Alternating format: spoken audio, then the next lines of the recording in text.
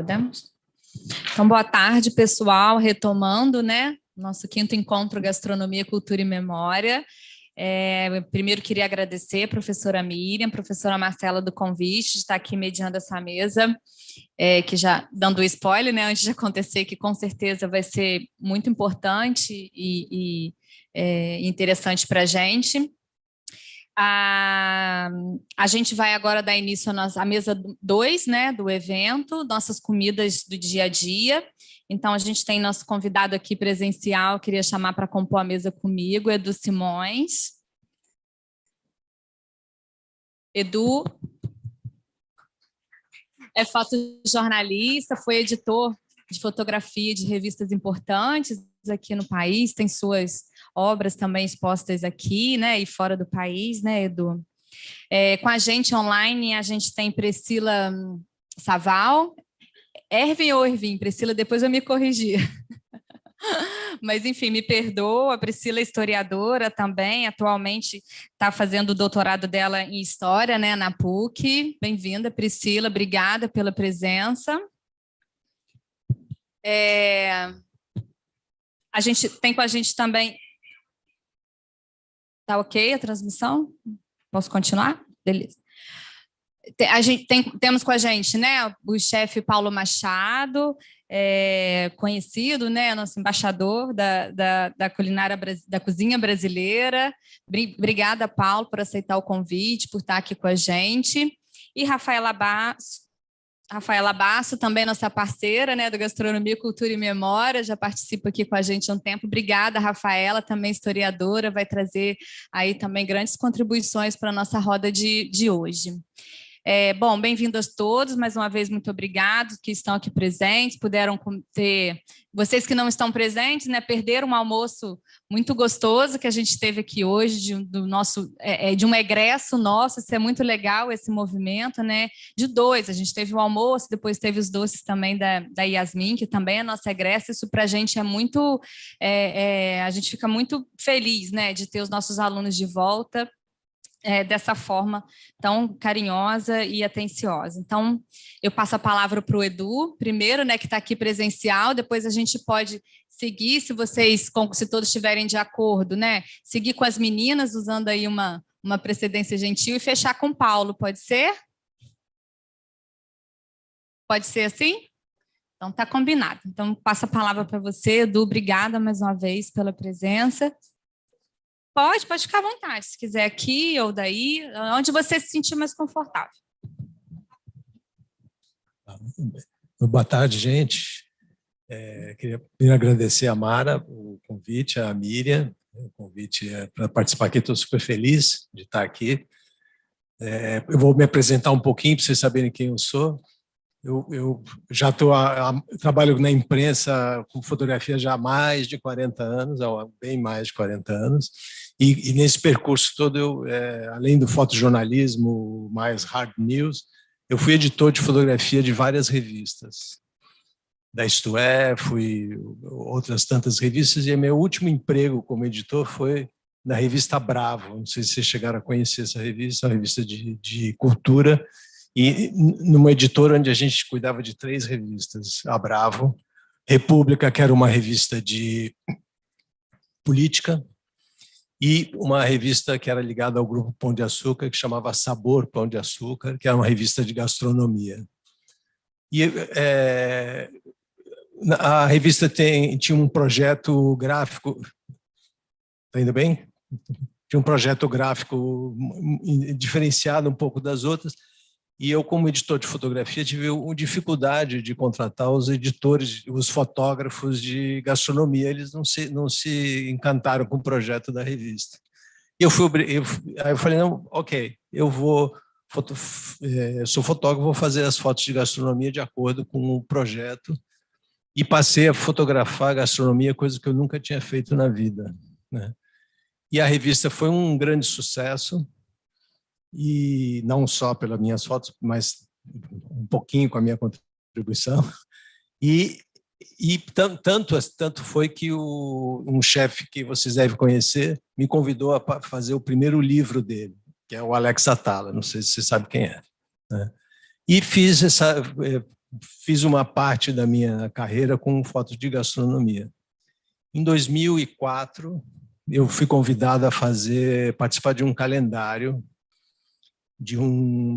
que era em homenagem a um sambista muito importante no Brasil, paulista. Não é muito comum falar em sambista paulista, mas ele é muito importante. Não sei se vocês sabem quem é o Adoniran Barbosa, né? E tem uma música do Adoniran Barbosa que fala das marmitas, né? Põe o... Aí. Então, esse é um trechinho da música. O que é que você trouxe na marmita disso? Trouxe ovo frito. Que beleza que você trouxe. Né? Vocês conhecem essa música? Bom, a gente pode ouvir um pedacinho dela aqui.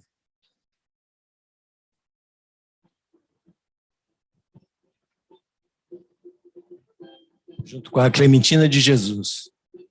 Vamos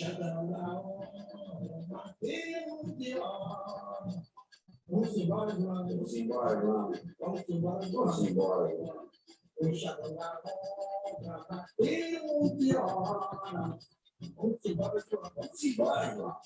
embora, vamos embora, João.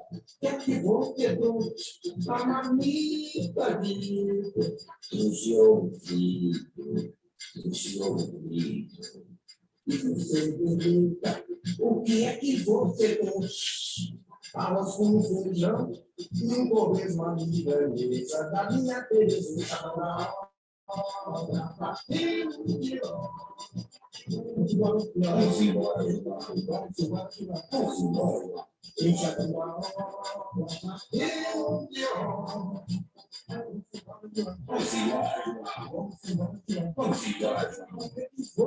Acho que já está bom assim. Já pode tirar a música assim. Vai repetindo, né? Então, era um calendário em homenagem a ele, eram 12 artistas, e eu escolhi essa música, né? E aí peguei a minha experiência como fotógrafo de gastronomia e montei um set de fotografia dentro das obras da construção, da obra de construção do edifício em São Paulo. Acho que tem duas coisas. O Adoniran Barbosa, ele é um cronista, né, principalmente desse universo mais popular, menos, né, da população menos favorecida do Brasil.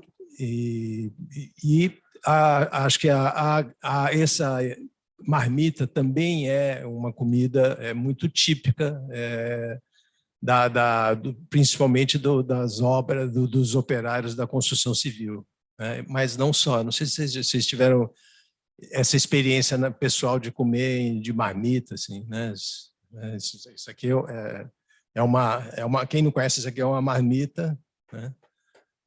Só que essa aqui é colorida, porque esse trabalho todo depois se tornou um livro que vem dentro dessa marmita, mas normalmente é de alumínio, como aquela que a gente colocou lá.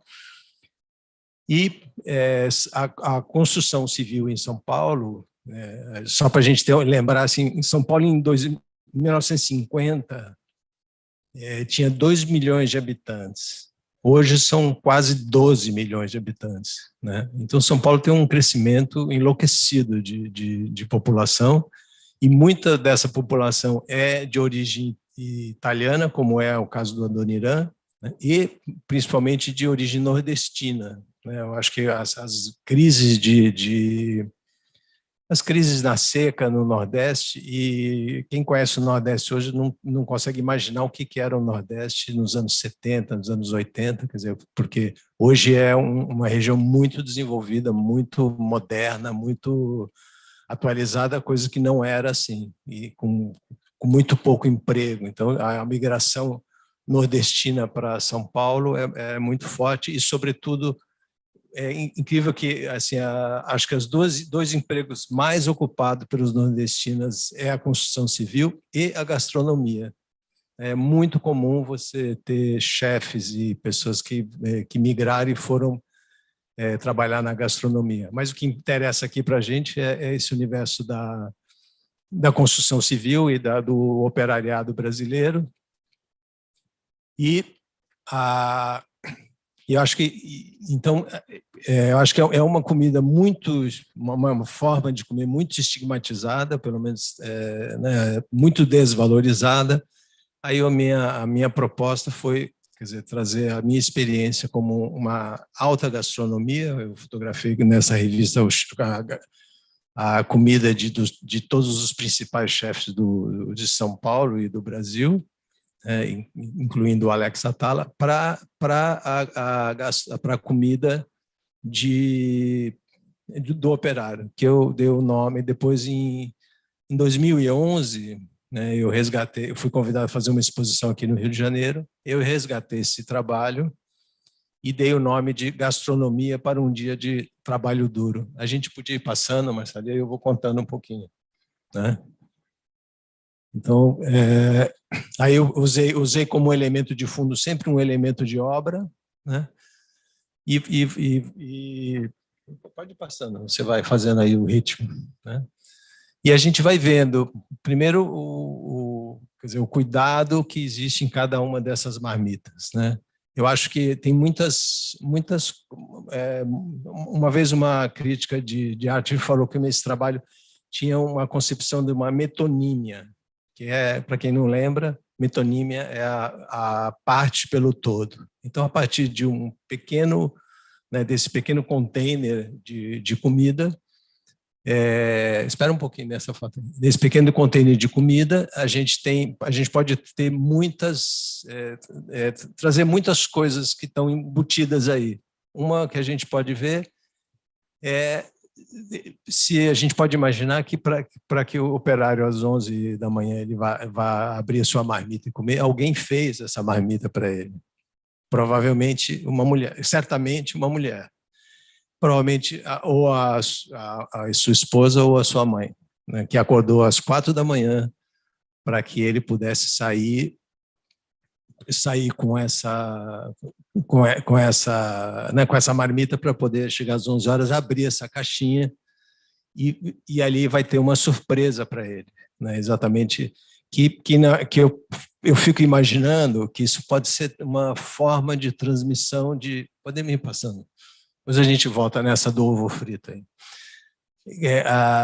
É uma forma de transmissão, um recado que é dado.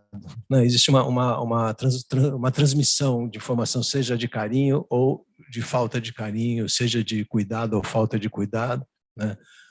Outra questão que a gente pode pensar por exemplo, que vocês viram a foto do ovo frito. Eu tive muita dificuldade de fazer essa foto do ovo frito, porque numa obra, quem traz ovo frito, como o ovo frito é a proteína mais barata que existe no mercado, ele é estigmatizado. Ele nunca mostra, porque é motivo de brincadeira e gozação dentro do universo do coisa. Né, que demonstra que a situação para ele não está tão boa assim em casa. Então, eu tive que pedir para a mãe do pedreiro, do Zé Henrique, que trabalhava com meu pai como pedreiro e continua, é um grande amigo, que ela fizesse ovo frito. Então, ela fez para que eu pudesse fotografar, porque nas obras eu não consegui. Né? E tem a gente pode pensar, quem já fez marmita, quem já viu fazer marmita, tem toda uma construção. Garanto para vocês que quase que 100% dessas marmitas, mesmo que a gente não esteja vendo, tem o feijão. Na arquitetura de uma marmita, o feijão está sempre por baixo, né, para que ele não derrame, tem toda uma história. E o ovo frito é sempre com a gema endurecida, assim como vocês viram. Né? E também acho que tem uma questão cultural aí também, né? Eu falei dos nordestinos, porque tem muita comida nordestina que não é muito comum, né, na mesa fora, como vocês vão ver no final um baião de dois, vocês vão ver dobradinha, comidas que não são muito, são mais com bucho, são comidas mais típicas do Nordeste. Então, que aqui também comidas que na minha casa também não tem. Né? Então, e são comidas que são, como a marmita é muito desvalorizada, né, o tratamento com uma luz sofisticada, alguma coisa assim, retoma essa marmita com uma coisa prazerosa e apetitosa, né? Eu lembro que em 2011, quando eu fiz essa exposição aqui no Rio, a montagem demorou muito, ficou muitos dias montando ali. Cada dia que passava, os montadores falavam: hoje eu vou comer essa aqui. E aí no dia seguinte falavam: não, hoje vai ser aquela ali. Então, isso funcionou muito com essa ideia. Eu acho que deu muito certo. Assim, as marmitas são realmente, aparentam ser muito saborosas. Depois eu levei essa exposição em Paris, também ela foi exposta em Paris, e foi uma coisa bem interessante, porque o francês tem hábito de comer de marmita na escola, então as pessoas todas tinham muita familiaridade com a marmita, né? E uma relação de nostalgia até com as marmitas, né? E quando foi em 2018, acho que também é interessante, eu fui convidado a fazer um livro, que é esse que está aqui.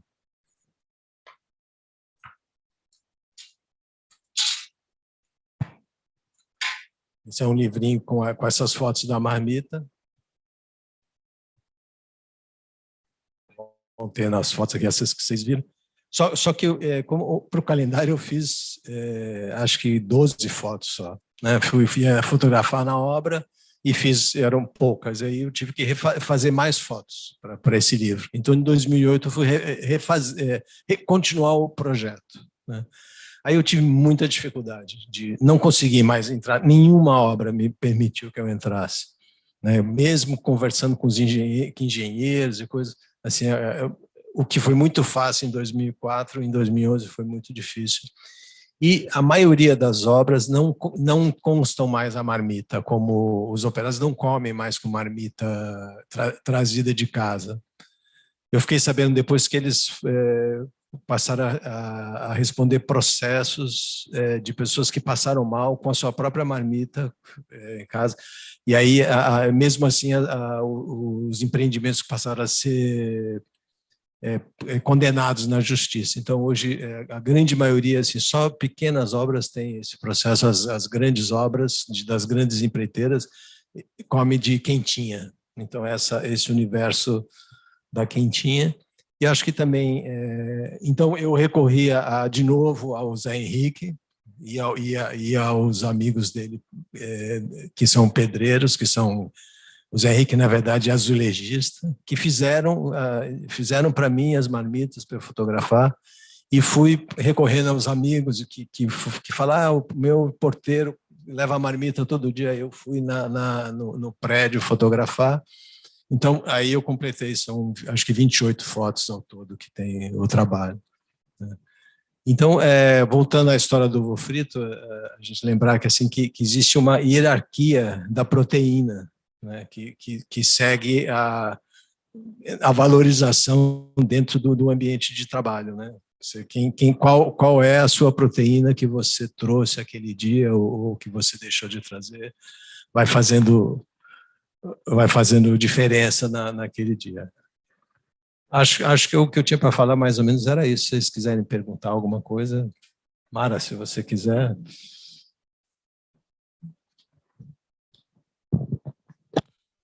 Esse está funcionando? Tá. Obrigada, Edu. Incrível. Obrigado. Eu acho que para a gente... Muito bom. Obrigada mesmo. Presente para a gente, né? Começar falando da nossa comida do dia a dia com uma comida de quem nos move, de quem nos constrói, que são os nossos... que é a classe trabalhadora, né? E a marmita, ela tem esse poder, ela é um símbolo, né? Como a gente começou o assunto falando do estigma da marmita, mas ela é um símbolo, ela é o símbolo da nossa classe trabalhadora, ela é o símbolo da força trabalhadora que a gente tem. E aí, quando você falando e tal, eu estava deixando minha pergunta para o final, que era quando que você fotografou? Porque é isso, a gente tem hoje alguma mudança nesse processo, né, por conta até de política de alimentação do trabalhador, algumas políticas de alimentação que acabam mudando um pouco essa lógica da alimentação. Mas a marmita ainda está presente no nosso dia a dia, né, aqui. E acredite, a gente falou um pouco de gastronomia popular, né, na primeira mesa, e a gente tentaram e estão tentando gourmetizar até a nossa marmita, não é mesmo? Tem então, o famoso bentô, né, a marmita japonesa, que é muito valorizada, né?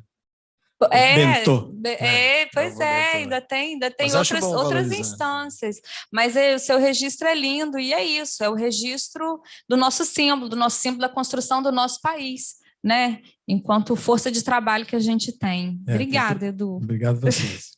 E a gente vai conversar mais, eu só vou passar para os outros participantes, coisa para falar, a gente sentar ali para a gente tem bastante. Assistir. Só porque eu não posso deixar de falar de uma coisa super importante que o Edu falou, dessa questão do por trás da marmita, do protagonismo da mulher nessa construção da nossa alimentação, da nossa comida do dia a dia, né? Eu acredito que esse assunto ainda vai permear os nossos debates, mas isso que você trouxe é super importante.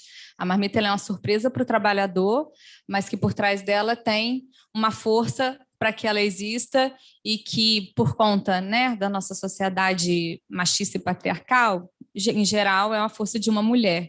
E que foi muito lembrada por você também. Obrigada. Bom, então eu vou passar para a Priscila. Pode ser, Priscila? Pode. Me escuta? Tudo bem? Tudo certinho? Sim, tá ótimo. Tá. E é isso. O Edu continua aqui na mesa com a gente. Então, passo para a Priscila. Obrigada, Edu. Obrigada também, Priscila, pela presença. E aí depois a gente faz umas considerações e no final a gente vai deixar a roda de perguntas para a plateia e para quem está assistindo no YouTube para o final, tá bom?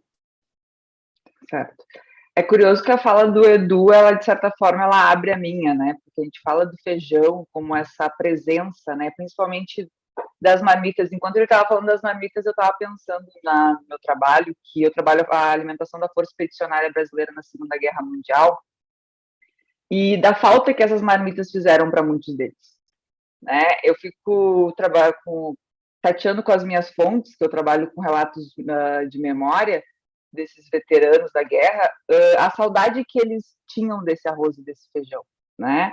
A falta de que, vamos dizer assim, o simples que não é tão simples, né? A gente fica sempre pensando que a gente está hoje nesse momento tão tecnológico, tão marcado pela presença da indústria, pela presença do industrializado, e às vezes não é isso que carece, né? Principalmente quando a gente trata num período entre 1944 e 1945, que é o recorte que eu me coloco, a tecnologia, na verdade, ela não tinha sua importância enquanto comida, né? Enquanto alimentar, principalmente o brasileiro naquele período. Então, é justamente sobre isso que vai ser a minha fala hoje. Eu vou trabalhar sobre o feijão como uma saudade na guerra. Eu acho que eu faço por aqui a apresentação.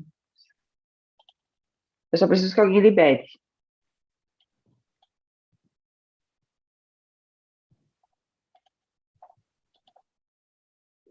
A minha apresentação.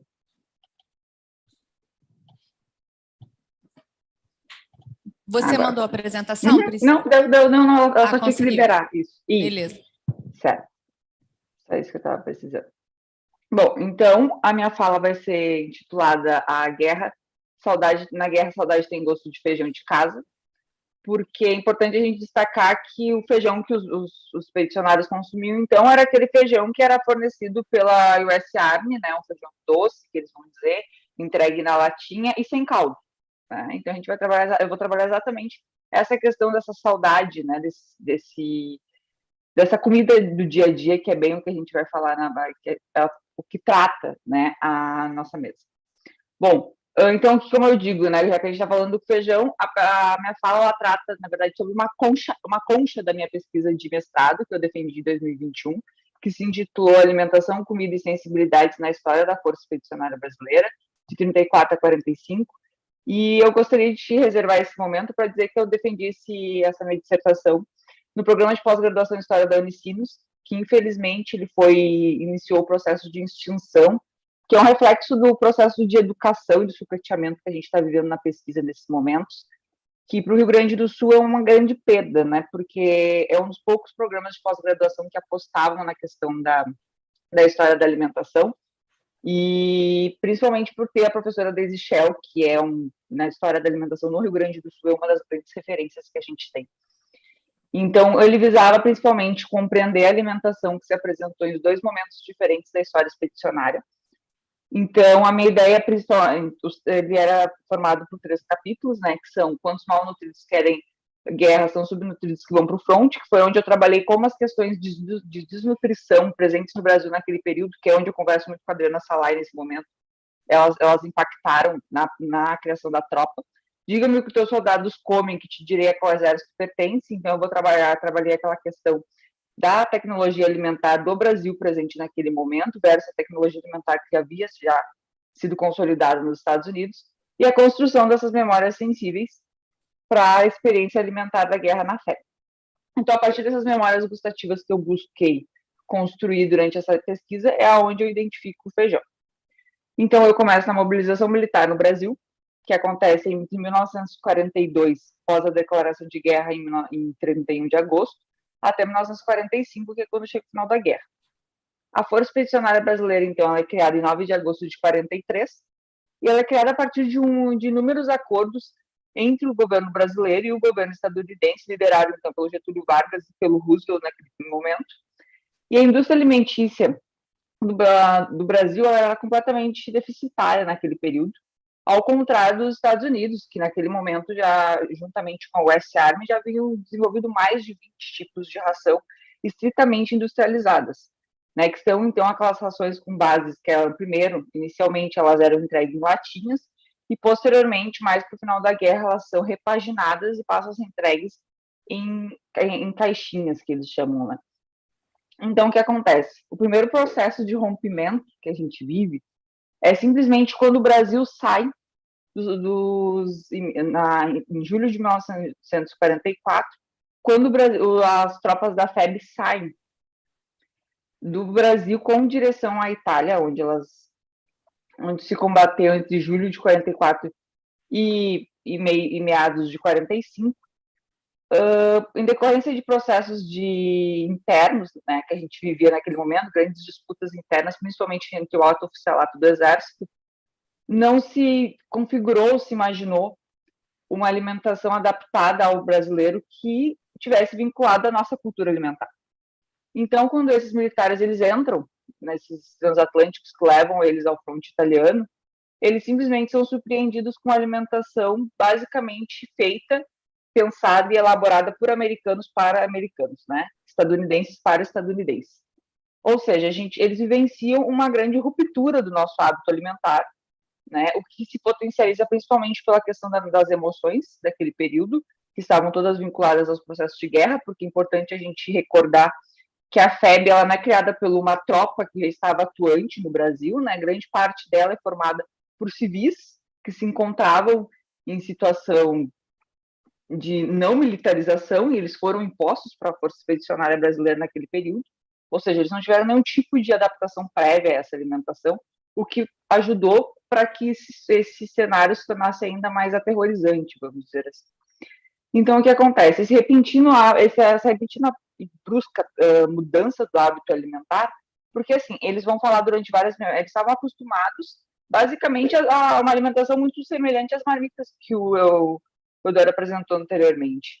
Então, simplesmente, eles chegam ali e recebem umas latinhas, alguns deles, né, que alguns relatam que receberam as latinhas, e entre outros vão receber uma alimentação completamente diferente, que eles vão falar dos feijões doces que são servidos para eles, do suco azedo, do ovo frito de manhã cedo.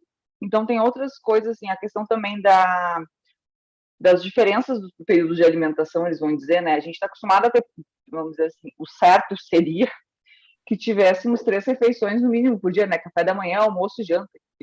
No início da manhã, meio do dia e no final do dia. E isso não aconteceu. Eles, inclusive, relatam que tinha vezes que eles passavam até 12 horas dentro dos transatlânticos sem receber nenhuma alimentação, baseado, né, no que vem a cultura estadunidense. Então, o que gerou esse rompimento desse elo, né? Esse elo, ele rompe, então, o elo identitário e cultural evocado enquanto a gente come, né? Porque muita gente pensar a questão que o da mata nos traz, que afirma que alimento não é sinônimo de comida, né? Comida está totalmente ligada a um processo cultural e identitário que a gente tem. E ele potencializa, então, esse sentimento de rompimento, de não pertencimento aonde se está, ele é potencializado pelas emoções e pelos sentimentos de angústia, de saudade, de medo, né, que são potencializados naquele momento de guerra, principalmente para uma população que não tem essa cultura da militarização, porque, como diria o Luciano Meron, é uma primeira experiência bélica real do Brasil, né? A primeira vez que a gente se vivencia uma experiência bélica real e que não foi ainda dentro do nosso território. A produção, então, essa soma, então, ela gera uma produção e uma consolidação de memórias. E essas memórias, eu divido elas em dois conceitos. Um que é cunhado pela Mariana Corsão, da Universidade Federal do Paraná, que é a memórias gustativas. Seriam memórias que elas são produzidas no momento que a gente consome alguma comida e que elas são parte das questões emocionais que a gente tem naquele momento do consumo. E que elas não carecem de ser legitimadas e que elas são totalmente de um nível subjetivo. Ou seja, no momento que eu consumo um certo alimento, ele pode ter um tipo de representação para mim que pode não ter para o outro que está se alimentando ao meu lado com a mesma coisa. A questão também a outra memória que eu trabalho, as memórias alimentares de e para proscritas e prescritas, que são propostas pela professora e antropóloga Ellie Wortmann, da Universidade de Brasília, que simplesmente ligam as questões das alimentações, das memórias que elas podem ser reativadas, que seriam então as D, e as que não podem ser reativadas. E também diante das questões proscritas, ou seja, que elas favorecem que tu consuma novamente aquele alimento ou aquela comida, e as que também não te favorecem aquele consumo, a retornar aquele consumo, né? Então, ela trabalha muito baseada nas questões das culturas e das identidades, de como a cultura e onde estamos inseridos, ela seria um condicionante do que a gente determina como comestível e não comestível. Então, eu trabalho com aqueles relatos que eu falei, da questão simplesmente da falta que eles dizem, né? Eu trouxe alguns para vocês. É importante falar que, em decorrência do período da pandemia, quando foi feita a minha pesquisa, muitos desses, eu não tive acesso a muitos desses militares em decorrência do processo de isolamento, e também considerando que muitos deles já estão na casa dos 100 anos, grande parte também já é falecido. Eu trabalho com reaproveitamento das fontes orais, que foi produzida por outros colegas, e eu reutilizei elas baseado na minha problemática de pesquisa. Então, o Hélio Lemos é um que ele diz, né, que todos sentiram imensa falta do nosso arroz e do nosso feijão. O Moacir é outro que reafirma, né, que inclusive a alimentação, porque nós recebíamos comida e a dieta era muito diferente da nossa. Soube adaptar-se aos current food, aquela coisa, embora acostumados a comer o arroz com feijão. Então, a coisa do comer na caixinha e dessa consciência de que nós estávamos falando da comida do outro é muito presente nesses relatos, mas principalmente essa questão da saudade.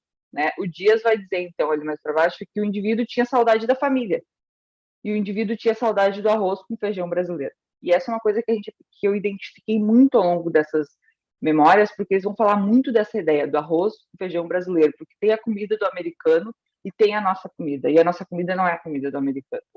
Então, novamente, aquela questão, não importa a questão tecnológica nesse momento, né? Importa todas as questões culturais que elas foram simplesmente rompidas por a falta desse processo de troca repentina e de não preocupação, principalmente do Exército Brasileiro e dos outros órgãos que fomentaram a criação da FEB, de ter essa preocupação com a alimentação de quem estava sendo enviado. Então, como ali, a Elza Medeiros, que é a Major Elza, ela foi uma das poucas mulheres que serviu ao Exército, né, da FEB, que foi como uma enfermeira, que ela relata sobre um momento que ela e a Clarice Lispector, que a Clarice era a esposa de um chanceler no período italiano, brasileiro que estava alocado na Itália, e que ela vai contar sobre um dia que eles pegaram os mutilados, né, os peticionários que estavam no hospital, na condição de mutilados, e levaram para fazer uma uma prestação de serviço, vamos dizer assim, a partir da comida, né? Aquela comida, na verdade, a brasileira, naquele momento, ela vai se tornar praticamente um remédio, né, para aqueles brasileiros que seriam, então, eles resolvem fazer um arroz e feijão dentro do consulado para que aquelas pessoas que estavam nessa situação na guerra, de mutilados e todos os outros problemas psicológicos que acarretaram na guerra, aquilo pudesse dar um certo tipo de alento, né, de conforto para aquelas pessoas.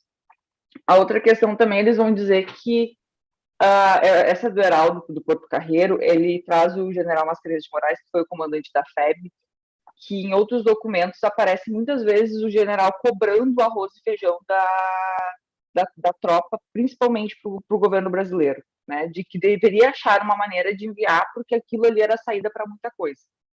Né? Ou seja, ele tinha essa ideia de que, de fato, a necessidade do alimento não era só de combustível físico, da questão fisiológica do homem, né? Mas sim da questão cultural e identitária que ela deveria ser alimentada, e só quem poderia alimentar isso na guerra seria o arroz e feijão, né, de estimação. E ele vai dizer, né, porque ele sabia que o feijão dava mais força que qualquer cachaça. Que vai ter toda aquela questão que a historiografia vai trabalhar, né, do uso do álcool, pela questão da coragem, de encorajar principalmente para os processos bélicos mais quentes, que eles vão dizer. Então, tem toda essa questão de como o paladar do americano era uma coisa que demonstra incômodo, sabe? Não foi bom, não era meu, e eu não estava em casa, eu não estava no meu país, e eu não estava com a minha comida. Então, eu estava longe de casa, longe da comida da minha mãe, longe da comida da minha esposa, longe da comida da minha casa, longe de tudo que me juntava ao meu elo. No momento que eles rompem com o elo alimentar brasileiro, eles imporam, né? Porque tem toda aquela questão fisiológica, ó, o que tem para comer, o que tem para se alimentar é isso, né? Não é nem o que tem para comer, o que tem para te alimentar é isso. Então, na ideia de se manter vivo, eles tiveram que aceitar. Mas esse rompimento, ele fortalece muito essa ideia de que não era uma comida. Isso é comida do americano. Isso é alimento para o brasileiro, né? Se a gente for pensar nas ideias de conceitos de comida e cultura. Então, ele vai dizer, diferente do nosso arroz, conseguimos era sempre o paladar da alimentação oferecida aos moldes do americano. Era sempre no modelo americano. Inclusive, muitos deles dizem que os cozinheiros brasileiros que a gente levou daqui, que foram treinados pelas SAPs no período do Vargas, que eram os restaurantes, né, voltados aos trabalhadores, voltando de novo ao trabalho do Edu falou anteriormente, tem toda essa questão de que eles principalmente ficaram focados em produzir um alimento que fosse mais semelhante, uma comida que fosse a mais semelhante possível do brasileiro, né? Embora lá no final da guerra vai ter aquele acordo de se fazer uma dieta mista, a dieta mista o que foi? Foi 10% de insumo brasileiro e 90% de insumo americano. Ou seja, se a gente pensar num mês com 30 dias, podíamos dizer que eles comiam arroz e feijão 2 vezes. Mais ou menos por aí, quando a guerra ainda estava no momento que a retaguarda permitia fazer o arroz e feijão. Porque a gente tem que pensar que para o período de guerra produzir o arroz e feijão é uma coisa extremamente perigosa para eles. Então, o que a minha pesquisa, acima de tudo, né, acima de ela ter comprovado que, de fato, a alimentação estava presente ferrenhamente no processo de construção e atuação da Força Expedicionária Brasileira, eu compreendi a complexidade da tarefa de alimentar o outro. Então, como é complexa essa nossa atividade, eu digo enquanto historiadora, mas de vocês, enquanto trabalham diretamente com a gastronomia, a complexa atividade de alimentar o homem, né? Mas o homem enquanto um ser cultural, o homem e a mulher enquanto seres culturais, enquanto seres identitários, e que não é qualquer coisa que sacia. Sacia o fisiológico, talvez, mas não sacia ele enquanto um ser social e cultural. Então, a tecnologia, então, assim, a precariedade de alimentação das tropas brasileiras, que é uma coisa que vem muito antes de meados do século XX, né, porque é uma recorrência de que não se tem uma alimentação adequada, de que na alimentação das tropas tem muitas moscas, na alimentação da tropa tem comida estragada, na alimentação das tropas ela é basicamente feita de feijão mofado, como eles dizem, né, feijão duro e mofado, cheio e repleto de pedras, eles dizem, e também de uma farinha suja, eles diziam, né? Para isso, na ideia de que vamos agora nos aliar aos americanos, os americanos vão ter uma tecnologia de ponta, que nesse momento não adiantava de nada. Porque ao momento que tu manda alguém para a guerra, já separa totalmente o elo dela com a família dela. Aí tu manda para a guerra sem nenhum tipo de vínculo com aqui, que é a comida, no momento que eles desvinculam, aquela tecnologia não adianta de nada, aquela tecnologia de ponta. Né? Se aliar ao americano enquanto uma questão de alimentar gerou mais transtornos e mais problemas, né, do que, na verdade, soluções. O alimento, então, ele não é sinônimo de comida, é uma coisa que, acima de tudo, quando se pensa em alimentar o outro, a gente tem que ter essa consciência. E as questões subjetivas e emocionais que envolvem essa experiência gustativa, né? Então, é aquela coisa de que, sim, a gente come as emoções, né? De que a gente tem que pensar o que está acontecendo naquele momento, naquele período, e como aquela pessoa vai fixar ou não, vai tornar ou não aquela experiência dela uma memória gustativa ou uma memória alimentar prescrita ou proscrita no futuro. Então, essas experiências todas, elas são transformadas nessas memórias que eu disse, e, portanto, é a partir desta base que faz com que elas sejam consolidadas ou não no futuro próximo ou constante. E essas são as referências que eu usei, algumas delas. E eu agradeço muito pela oportunidade novamente.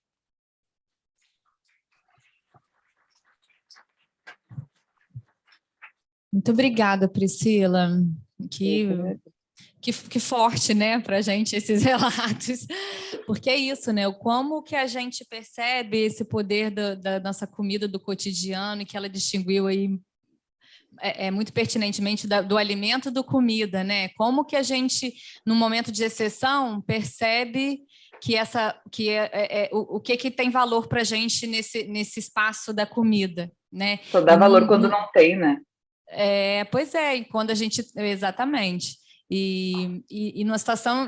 não precisa nem ser numa situação tão extrema como de guerra para a gente entender, né, que do valor que a gente tem a partir dessas rupturas, né? Basta a gente ficar um tempo fora, aqui para a gente mudar de estado, onde você não encontra, né, as coisas que você está acostumado a comer no seu dia a dia, o valor que isso tem, né, enquanto não só, como você coloca, né, alimentar o nosso corpo, né, a gente pensou, né, nessa ideia da mesa da comida do dia a dia como essa alimentação fisiológica, né, que vai manter a gente em pé no cotidiano, mas que é muito mais do que isso, né? O que mantém a gente em pé emocionalmente, que traz as nossas memórias e que vai alimentar a nossa alma.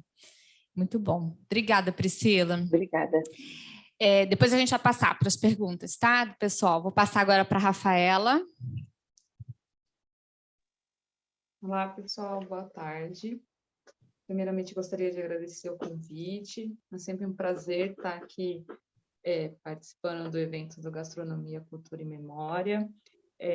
Eu preparei uma fala um pouco... Só um minutinho, Rafaela, você consegue aumentar um pouquinho o seu som ou aproximar a captação do som da sua boca, que acho que vai melhorar um pouco. Vê se melhorou. Pouco. Você consegue aumentar aí, Ian? Eu posso procurar um fone, só um minuto.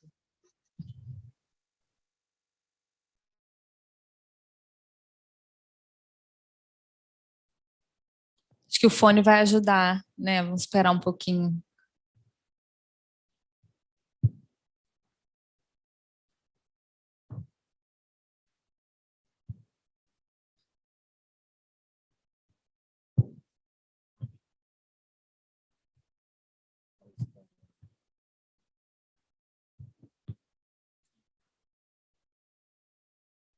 Vocês me ouvem melhor? Ah, sim. Maravilha, obrigada. Eu esqueci que a gente tem um auditório aí, então a gente precisa de uma captação um pouco mais alta, né? Hoje eu vou falar um pouquinho sobre uma pesquisa que eu venho desenvolvendo já há algum tempo. Essa pesquisa, ela, na verdade, é derivada do meu doutorado, e a ideia é um pouquinho de falar como a comida de rua, ela pode ser tanto um espaço de apagamento, mas principalmente de resistência cultural. Falar de comida de rua, numa perspectiva histórica, que é da onde eu venho, né, é falar sobre essas histórias, né? Isso porque a gente fala, quando a gente está falando dessa comida de rua, a gente fala da história dos grupos subalternos que construíram a sobrevivência cotidiana em torno dessas atividades. No meu caso específico, eu trabalhei a história da cidade de São Paulo. Então, tem algumas particularidades, mas, de modo geral, quando a gente pensa em termos históricos, os processos que ocorreram, né, na cidade de São Paulo são muito semelhantes a outras cidades brasileiras, né, desde o período colonial. Então, vou falar um pouquinho desse caso específico de São Paulo, mas que ajuda a gente a pensar outras realidades brasileiras também. Então, quando a gente fala dessa história, dessa comida do dia a dia da rua, a gente fala da história desses grupos subalternos escravizados, no caso de São Paulo, pessoas negras e indígenas que circulavam pelas ruas da cidade angariando suas formas de sobrevivência, né? O caso específico de São Paulo traz um pouco de algumas particularidades, que é o caso da presença dos indígenas escravizados ao longo da sua história, e também a gente tem uma urbanização bem peculiar, porque a cidade ela vai se urbanizando, mas ela mantém traços ruralizados durante muito tempo, no século XVIII e XIX. Então, eu vou discutir um pouco isso com vocês, essas questões culturais que são importantes para a gente entender essa comida do dia a dia das ruas, e como a chegada da corte portuguesa no começo do século XIX traz mudanças significativas para esse panorama. Eu escolhi falar um pouquinho de alguns ingredientes, produtos e preparados culinários que faziam parte dessa comida do dia a dia das ruas de São Paulo. Eu chamo, né, mais ou menos de um cardápio de rua, vamos colocar assim ao longo da minha pesquisa. Ao falar desse cardápio de rua, eu vou falar não só sobre a comida, mas também a história dos grupos responsáveis pela sua produção e distribuição nas ruas da cidade. E falar dessas pessoas, eu acho que faz a gente pensar um pouco sobre o nosso passado colonial e a presença da escravidão, né, na nossa sociedade.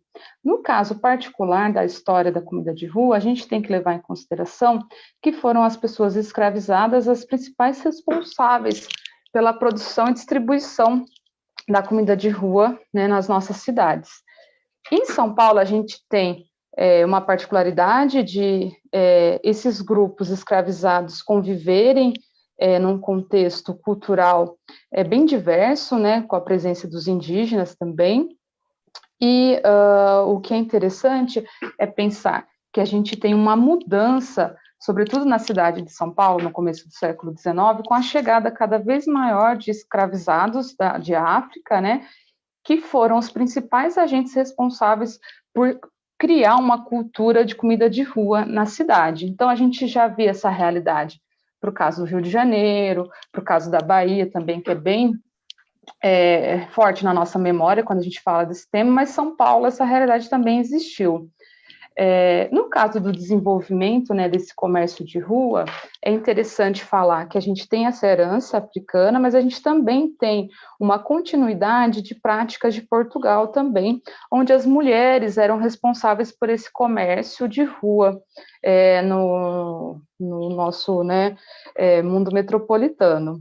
Nesse contexto, quando a gente pensa em comida de rua, a gente tem que pensar nesse caldeirão cultural de influências e de, na verdade, convivências que nem sempre foram pacíficas, né? Quando a gente pensa no grosso desse cardápio de rua, o que é interessante é que eu tentei buscar mais ou menos um repertório de quais eram esses alimentos para tentar entender um pouquinho quais influências se fizeram sentir em São Paulo. Então, a gente tem o milho como um grande protagonista, né, dessa comida de rua de São Paulo, mas também de outras regiões brasileiras. A gente tem o caso do feijão, né, que a Priscila comentou aqui, e que a gente tem também a Adriana, né, falando hoje na primeira mesa, que já também é uma especialista nesse tema. Então, o feijão também era um grande protagonista desse cardápio de rua. A gente tem a mandioca, o palmito, o amendoim, o pinhão, e a gente tem os bichos de coleta, que no caso de São Paulo são super importantes para a dieta dessa comida do dia a dia, que são os casos, né, dos bichos de taquara e das içás, e a gente tem os peixes e crustáceos de água doce. Quando eu falo dos peixes e crustáceos, eu acho que é algo muito importante para a gente falar sobre a comida de rua de São Paulo e que a gente não faz essa referência direta, porque a gente teve uma particularidade na urbanização de São Paulo, que os rios que inundavam ali o centro histórico, eles foram, né, apresados, né, e isso perdeu um pouco esse histórico de como as comidas que eram, né, produzidas a partir dos peixes e dos crustáceos eram fundamentais na história da cidade. Então, é algo que a gente, hoje, quando a gente pensa em São Paulo, a gente não remete diretamente, mas que é fundamental na sua história. O que é interessante que, ao fazer esse cardápio desses produtos que faziam parte da história dessa comida do dia a dia, é importante frisar um pouco a facilidade com que as pessoas que produziam essas comidas, elas tinham acesso a esses produtos. Então, a gente tem produtos de caça, de coleta, ou seja, que não envolvia, né, um cabedal e um investimento financeiro muito grande, mas a gente também tinha produtos de pequenas roças de subsistência, que se não eram produzidas pelos próprios vendedores, eram adquiridas nos arredores da cidade, através dos caipiras e sitiantes que vendiam, né, o milho, o feijão e a mandioca para esses vendedores. Eu destaco também a presença das hortaliças e das frutas, que aparecem pouco na documentação por esse caráter um pouco efêmero, né, da produção e da manutenção desses gêneros, né, no dia a dia dos documentos, mas que também faziam parte, ali fazia parte daquele repertório culinário. E o que é interessante é que todo esse grupo de alimentos, ele demonstra um pouco como, para a comida de rua de São Paulo, a gente tem uma manutenção de práticas indígenas que se perpetuaram, né, ao longo da sua história e que, na verdade, foram ressignificadas pelos grupos africanos escravizados que chegaram na cidade, principalmente a partir do final do 18 e início do 19. Então, a gente tem na documentação acesso à convivência que esses grupos tiveram, não só na situação de cativeiro nos domicílios, mas também em condições de liberdade nos arredores da cidade. Eu acho que isso é um ponto interessante. Quando a gente pensa, por exemplo, na Içá, que eu acho que ela é bem sintomática, emblemática, né, desse universo caipira de São Paulo, que a gente vê muito sendo discutido ultimamente, o que é interessante é que elas já eram, né, consumidas pelos indígenas e também o consumo de formigas e outros tipos de insetos era muito comum em África também. Então, a gente vê algumas continuidades em relação a práticas semelhantes que ajudaram, inclusive, na inserção desses grupos, né, que ganhavam a vida ali com a comida de rua do dia a dia.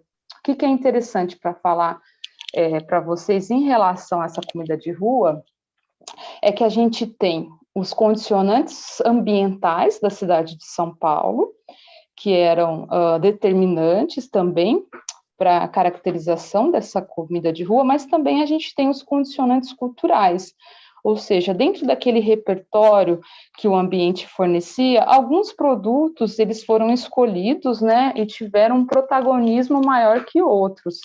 Nesse caso em específico, eu vou citar os produtos confeccionados com milho e mandioca, que eles permitem a gente pensar muito sobre essas ressignificações culinárias que a gente vê na nossa formação histórica. Por que eu falo isso? A gente tem uma situação bem particular, né, da escravidão urbana no Brasil, que é uma escravidão que dava uma limitada, mas significativa margem de autonomia para essas pessoas no dia a dia da cidade, porque a maioria ela vivia ao ganho. E essa condição ao ganho, ela, vamos colocar para definir rapidamente aqui, para a gente não estender muito, ela partia da ideia de que essas pessoas escravizadas, elas podiam trabalhar livremente pela cidade e tinham como obrigação pagar uma certa quantidade, né, do seu ganho para o seu proprietário e tinha uma margem, né, de alguns, vamos colocar, ganhos que podiam ficar com eles, né, com os escravizados. Isso é interessante porque garantia uma certa liberdade de escolha em relação à alimentação. Essas pessoas que viviam ao ganho, né, que isso é algo que foi muito comum nas nossas cidades coloniais, elas podiam, de certa forma, escolher o que elas podiam comer, respaldado, né, claro, as limitações que a gente tinha em questões financeiras e até pelo que o meio podia oferecer. Então, quando a gente fala de escolhas, né, culturais e dessa comida do dia a dia que foi se formando ali na nossa caldeirão cultural, como alguns historiadores já falaram lá no começo do século XX, a gente tem esse fator das escolhas muito determinante. Então, quando a gente pensa no caso dos africanos escravizados e seus descendentes, eles viviam uma situação, né, de pouso forçado, né, devido à questão do tráfico e à violência que essa situação impunha, mas, ao mesmo tempo, a gente pode pensar que, ao viver essa situação ganha, eles podiam, de alguma forma, ter uma margem de escolha que pudesse, vamos colocar, reproduzir com mais familiaridade as bases culinárias que eles foram obrigados a deixar para trás, né? É claro que esse argumento ele é bem complexo e já até foi usado de uma maneira bem complicada, né, para justificar essa tal de liberdade que eles tinham, mas quando a gente trabalha historicamente isso, é importante a gente pensar no fator das escolhas e como isso é possível mesmo em situações, né, de total privação, e eu pensei um pouco no que a Priscila estava falando, né, como essas questões a gente vê como os homens vão ressignificando o acesso ao que eles têm em situações de vida, né, precárias, e é o caso aqui quando a gente pensa em escravidão. Dentro desse contexto colonial, que é da onde eu estou partindo, eu trabalhei durante a minha tese, que agora, né, eu publiquei em livro esse ano, alguns produtos que podem ajudar a gente a pensar um pouco essas escolhas culturais. O caso do milho e da mandioca, ele é bem significativo, porque a partir deles a gente pode chegar um pouco numa discussão de como eles poderiam ser usados como fatores, né, de aproximação cultural com esse ambiente que foi deixado para trás.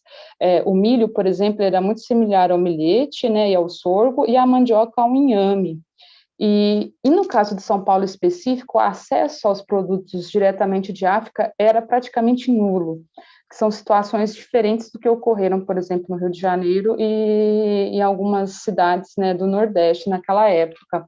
Então, aqui eles tiveram que se adaptar a esse mundo ali longe, né, do litoral, que tirava um pouco essa possibilidade de ter acesso, e por outras questões também, né, da situação de São Paulo, mas o que a gente vê é que tanto o milho quanto a mandioca puderam ser utilizados nas receitas, né, de África, e deram, de certa forma, um pouco dessa proximidade, né, cultural do que eles estavam já acostumados. E o interessante é que tanto um quanto o outro, no caso o sorgo, o pães e o inhame, eles tinham papéis importantíssimos, né, no continente africano, ligado a rituais, né, não só da alimentação do dia a dia, mas rituais religiosos. Então, isso é interessante, como eles conseguiram fazer essa similaridade, essa aproximação, inclusive quando a gente pega o caso das cozinhas, né, de santo, como isso se manteve, né, por caso do milho e da mandioca também, acho que um pouquinho em menor grau.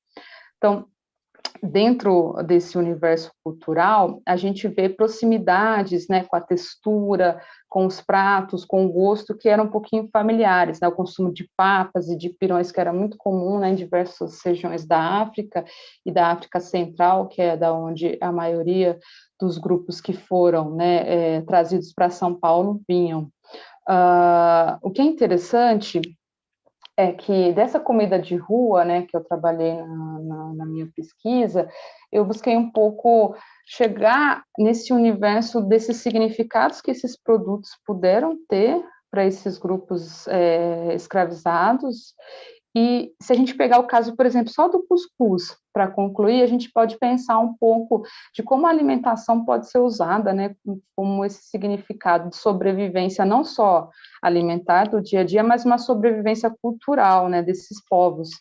O antropólogo Sidney Mintz já falou sobre isso, né, como o milho, o caso da mandioca, de outros produtos, o amendoim, eles foram levados para a África já no começo do período moderno e voltaram africanizados já no decorrer, né, do século XVI, XVII para a América. Isso é interessante, né? Então, dá essa ideia de como esses produtos foram apropriados e ressignificados numa situação de violência que esses povos foram submetidos. No caso do cuscuz, O que é interessante a gente pensar? Que ele é uma preparação culinária que ele vai perpassar a história, né, da nossa formação social, e a gente vai ter várias, vamos colocar, particularidades da receita para cada região, né, que a gente vê o cuscuz se firmando. No caso de São Paulo, que é da onde eu parto a minha pesquisa, a gente tem o cuscuz, né, que hoje a gente chama como cuscuz paulista, mas que, na verdade, tanto ele como outras preparações, né, de cuscuz, elas remetem à origem, né, desse prato de África e foram ressignificadas em relação aos contextos que essas receitas foram apropriadas aqui no Brasil. No caso do cuscuz paulista, a gente vê, né, um preparado culinário, né, que era feito pela farinha, mas que vinha, né, no seu bojo ali, os peixes e os crustáceos, que eram muito particulares, né, dessa formação ambiental da cidade de São Paulo, os legumes e os palmitos. E o que é interessante é que o palmito também era muito comum na cidade de São Paulo naquele momento. Então, a gente vê que é um prato que ele vai se adaptando àquele contexto de formação da cidade de São Paulo e que também se faz presente na história da expansão, né, dos paulistas por outras regiões da então América Portuguesa, e que as referências ao preparo do cuscuz, embora a gente já tenha indícios dele disseminado lá no século XVI, XVII, a gente vê que ele se coloca como um prato de São Paulo a partir do XIX, que é quando a gente vê essa presença africana aumentando na cidade. Então, isso é muito interessante e nos remete a esse poder dessa receita, né, que a gente pouco discute quando a gente fala do cuscuz, remete muito a uma tradição bandeirante, mas que eu acho que a gente pode interpretar por outro viés, né, a disseminação desse prato na história de São Paulo. Então, para concluir, quando a gente foca numa história da comida do dia a dia, presente nas ruas das nossas cidades, a gente faz um pouco uma reflexão, na verdade, sobre as histórias dos povos, né, que foram responsáveis, né, pelos processos de urbanização que a gente viveu, e essas histórias, elas falam muito mais dessas sobrevivências cotidianas, mas também, claro, permite a gente pensar nessas sobrevivências simbólicas, né, de como os vários grupos que permeavam, né, a nossa história conseguiram, talvez, né, a partir da alimentação, buscar uma manutenção de uma identidade cultural, né, que foi desapropriada pelo contexto que a gente viveu da escravidão. É um pouco isso, e a gente pega um pouco esse contexto de São Paulo e pode pensar para particularidades que a gente vive em outras cidades brasileiras também no período colonial. Obrigada.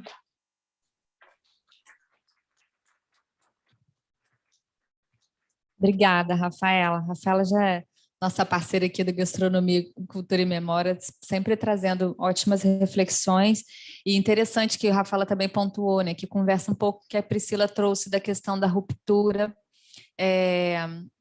também por situações extremas, né, a situação dos africanos escravizados, que viram, né, na comida de rua essa... não sei se eu posso usar essa palavra, né, desse resgate, né, não um modo de sobrevivência fisiológico, mas também desse resgate, uma maneira de manter viva ali sua cultura e esse laço afetivo com a sua alimentação, né? E só falando um pouco também da questão da comida de rua, trazendo para os dias atuais, né, Rafaela, como que a comida de rua também está presente no nosso dia a dia muitas vezes, né? A gente está falando aqui de um período histórico, de um recorte, né, para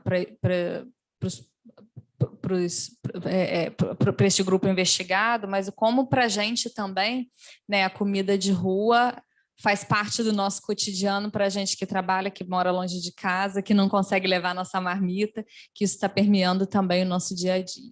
Obrigada, Rafaela. Depois a gente abre para as perguntas. Então, vou passar para o Paulo. Eu fiz, gente, no início uma apresentação muito breve, mas vocês também fiquem à vontade para poder se apresentar, né? Porque eu não quis também ocupar nosso tempo e deixar vocês mais à vontade para trazer as informações que vocês acharem relevantes. Mas muito obrigada, Rafaela, novamente, de novo, parceira daqui. E obrigada, Paulo, também por aceitar. E eu passo a palavra para você. Tá ótimo. Estão me ouvindo bem? Estou com o microfone aqui. Sim. Ah, que bom. Tá ótimo. Olha, que grande prazer estar aqui. Já é um convite que aconteceu há algum tempo, até antes da pandemia. Quase que eu estive aí presencialmente, né? Mas aí agora eu estou participando pela primeira vez de uma mesa dentro de um projeto tão incrível, um encontro tão importante como esse na Universidade Federal do Rio de Janeiro. Então, eu me sinto honradíssimo, Mara, muito obrigado a todos que estão aqui participando junto, né? A Priscila, a Rafaela, o Edu, que me fez lembrar dessa obra dele tão incrível de marmitas e do nosso PF brasileiro também, né? E que eu sou cozinheiro, pesquisador, estudo profundamente a cozinha do Centro-Oeste, da região do Pantanal, e eu acabo de chegar do Japão. Eu estou aqui em Barcelona agora, eu estou morando aqui por uma temporada, e lá no Japão eu fiz um menu degustação de comidas do Centro-Oeste, comidas que para muitos pode soar como uma comida simples, como uma comida corriqueira, mas que expressa e representa muito do que é o cuidado em fazer, o tempo de preparo, o conforto da culinária, da cozinha, da gastronomia brasileira.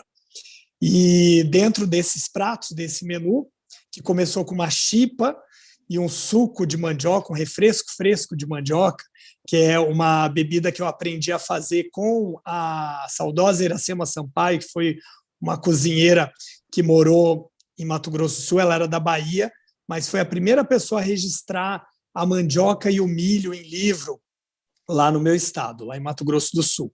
Ela me ensinou esse preparo, que é muito fácil, é a mandioca cozida, água, limão e açúcar. Ela fez isso para as creches, num receituário que ela fez para melhorar a alimentação das crianças, um produto como a mandioca, que é tão proteico, tão nutritivo, né? Ela trouxe esse refresco. Eu adicionei a cachaça e servi como entrada, né? Como um drink, um shot de mandioca, muito inusitado, porque as pessoas não imaginavam que uma mandioca cozida podia se transformar numa bebida. Mas muitas das pessoas que provaram esse preparo lá no Japão, algumas delas, obviamente, essas sim, as brasileiras, que já tinham estudado um pouco e já conheciam essas referências de cozinha brasileira, duas delas, inclusive, fizeram a referência a essa bebida de mandioca, a chicha, que foi falado, né, agora há pouco, pela Rafaela sobre a Içá, e eu já me lembrei dessas bebidas pré-coloniais, né? Esses costumes nossos, das comidas dos povos originários, tudo isso que faz o link do que é a cozinha brasileira hoje, né? O consumo de insetos, que hoje pode parecer algo muito de vanguarda ou até estranho e exótico, não tem nada de exótico, né? O consumo das bebidas fermentadas, dos kombuchas e todos os nomes novos para esses lactobacilos que estão aí nos alimentos e que a indústria se apropria muito bem, já era muito conhecido dos nossos povos originais, né? E assim começou esse menu. Mas, enfim, eu estou contando um pouquinho do menu para chegar no prato principal, que era o PF, o prato feito. Antes dele veio o machipa-guaçu, que é um soufflé, um bolo de milho salgado, feito com milho lá do Japão, encontrado lá, um milho adocicado, que ficou perfeito com queijo Minas padrão, que foi o que a gente usou lá, existe um japonês brasileiro que hoje produz laticínios no Japão e ele faz o queijo estilo o Minas, né? Delicioso. E aí, antes do PF, um pequeno preparo do ensopado bem pantaneiro, que é o caribel, que é um guisado de carne com mandioca, carne seca com mandioca. No prato principal, sim, eu servi o arroz com pequi, o feijão gordo, que é um feijão feito na banha de porco, muito típico das comidas de comitiva, dos nossos cucas. Diariamente, além do arroz carreteiro, você serve na comida de comitiva o feijão gordo. E, junto com ele, uma carne oreada, que é patrimônio da cidade de Aquidauana, no Pantanal, um dos pantanais, um dos 10 pantanais que a gente tem. Cada pantanal é separado por um rio, né? E o rio Aquidauana, que empresta o nome à cidade, ele tem lá como patrimônio material já preservado pela cidade de Aquidauana, pela municipalidade, um tipo de processo de carne seca com alguns temperos e que gera esse preparo que é chamado de carne oreada. Junto com isso, uma farofa de paçoca de pilão e o molho vinagrete sobre essa carne. Então, esse era a nossa marmita, o nosso bentô, o nosso PF, e que surpreendeu os paladares. A gente encerrou esse menu com uma pré-sobremesa que era o furrundum, que é um doce de mamão verde com rapadura e mandioca frita, uns chips bem pequenininho de mandioca frita, crocante, e um pouquinho de flor de sal para contrastar com o doce do furrundum, que é muito adocicado. E, por último, um pudim de mandioca. Então, vocês notaram aí que teve mandioca no menu todo. A chipaguaçu eu fiz com milho e mandioca também. E esse foi o preparo que a gente colocou, como a gente está falando de cultura e memória, e também, obviamente, da comida de rua, das comidas mais populares, a gente colocou o ingrediente mandioca em todo o menu de cozinha brasileira servido na Residência Oficial do Brasil, em Tóquio, a partir de um projeto que começou a ser falado há algum tempo, de vários chefes que chegaram junto ao Ministério das Relações Exteriores para propor uma estratégia de divulgar a cozinha brasileira de uma forma bem pensada, onde você pode fazer uma residência nas casas do Brasil, fora dele, né? E foi justamente o que aconteceu nesse mês de setembro, em homenagem ao bicentenário da independência, e os 200 anos, e também ao centenário da Semana de Arte Moderna. A partir disso, eu e mais um grupo de chefes, no início do ano, escrevemos um manifesto chamado Maniba, onde a gente quer levar esses ingredientes brasileiros e, principalmente, a mandioca, a ser conhecida com as suas técnicas aqui na região de onde ela vem, né? Aqui na região da América do Sul, né? Unindo aí os povos de outros países da América do Sul, a Amazônia, que é onde acredita-se que nasceu, né, a primeira raiz de mandioca, e um ingrediente que ganhou o mundo e que faz essa cozinha popular, essa cozinha de alto nível, de alta gastronomia, e a cozinha do dia a dia. Não existe cozinha brasileira sem a farofa, sem a farinha de mandioca, né, como um ingrediente tão primordial. E para desenhar melhor a estrutura dessa minha fala, a gente, então, tem esse recorte desse meu trabalho atual com o Brasil em Sabores, que é esse projeto que a gente vem fazendo, unindo a gastronomia ao turismo, às andanças, às viagens, ao conhecer, né, ao símbolo maior da hospitalidade, né, de dar, receber e retribuir, e algo que eu venho trabalhando há 10 anos, que são as expedições de gastronomia. Eu tenho um projeto que começou, a gente comemora no ano que vem 10 anos, que se chama Brasil Food Safaris. A gente começou ele lá no Pantanal, e hoje a gente já fez expedições até para o Japão, né?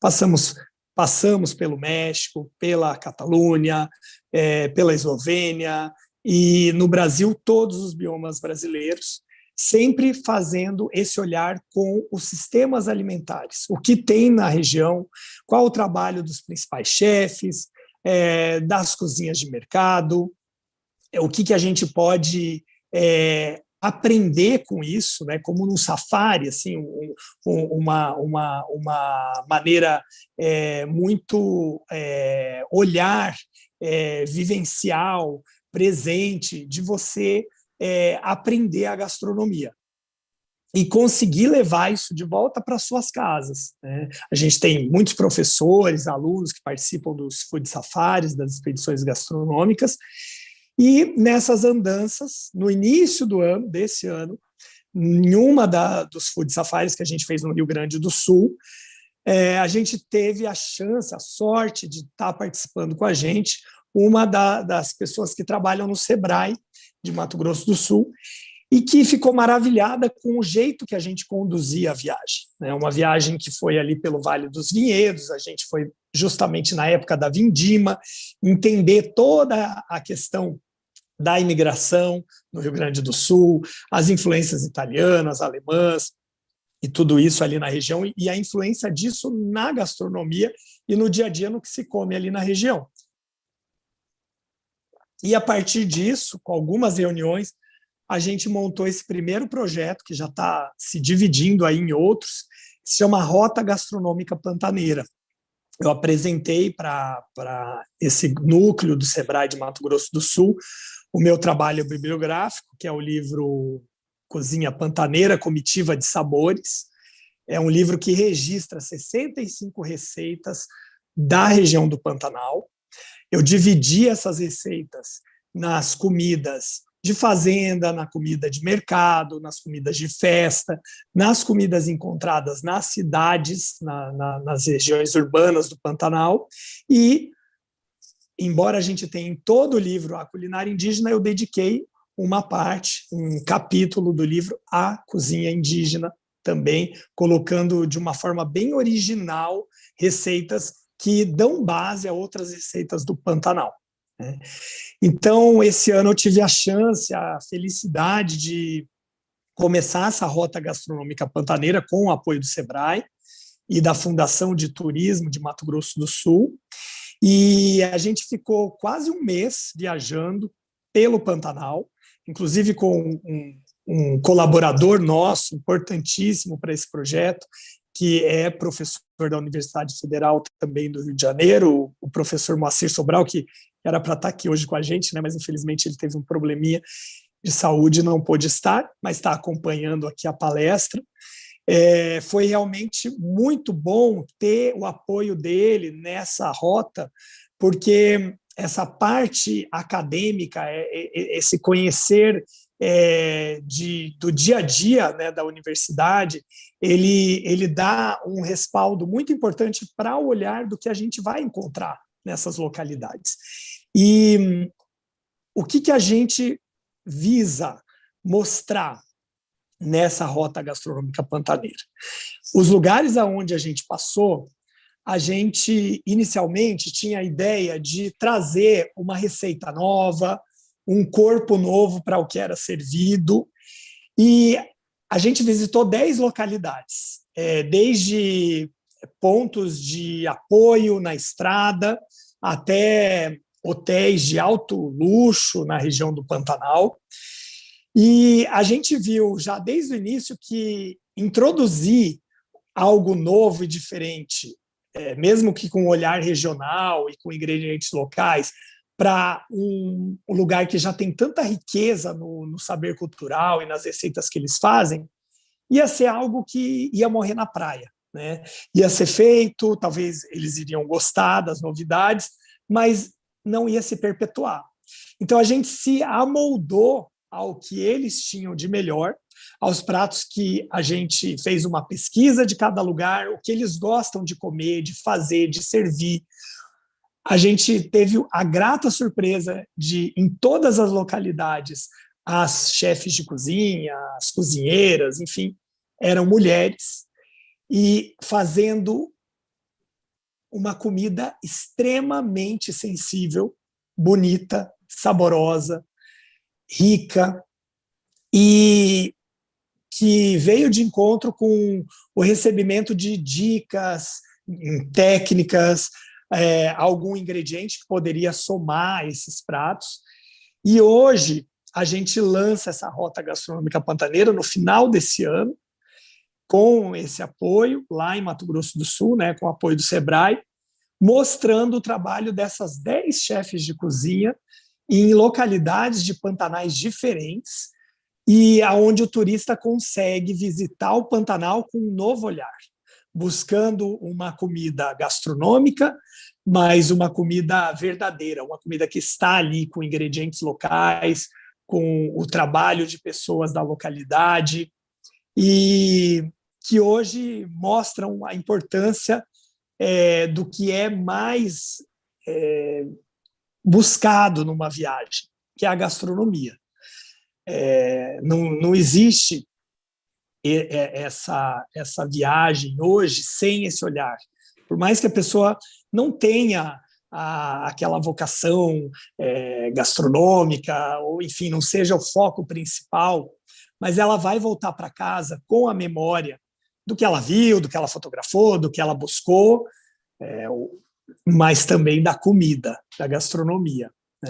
Então, a gente está muito contente com esse trabalho da Rota Gastronômica, poder unir a gastronomia com o turismo, que também é algo que acontece involuntariamente, mas que tem que ser cada vez mais muito bem pensado.